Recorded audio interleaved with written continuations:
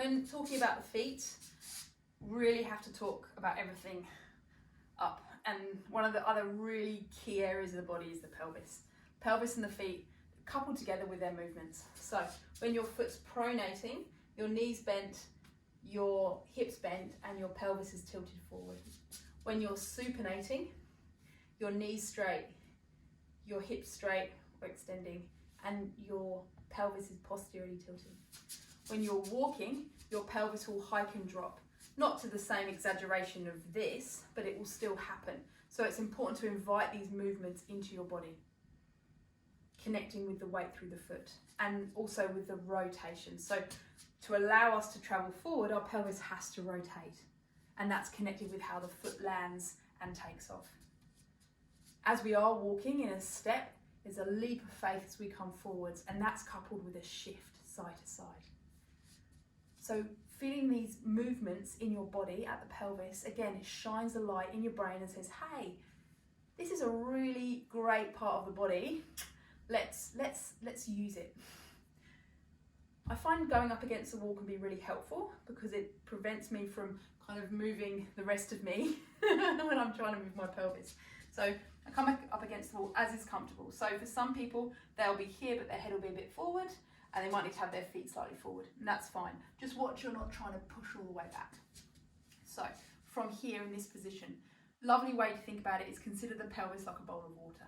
So bowl of water, and we're going to tip some water out the front and tip some water out the back. So this is anterior tilt, posterior tilt, anterior tilt, posterior tilt. Really notice as you're coming and doing the posterior tilt, your knees bending, can you keep them still? As you come forward, does it make your back feel a bit sore? If so, move a little bit less. Next, we're going to do the hike and the drop.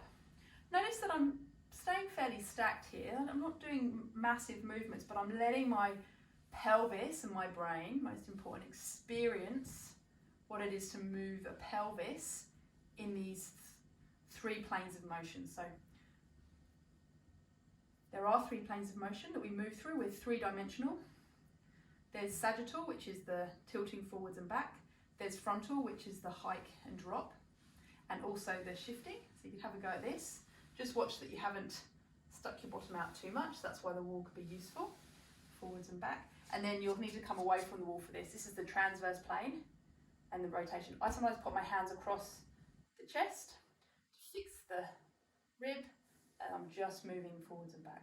So always within movement, and you may feel sort of stretches and things moving into areas they're not used to, just avoiding pain. We don't want to go into something that gives us discomfort. So those four movements: anterior posterior tilt, hike and drop, shift one side, shift the other, and then rotation.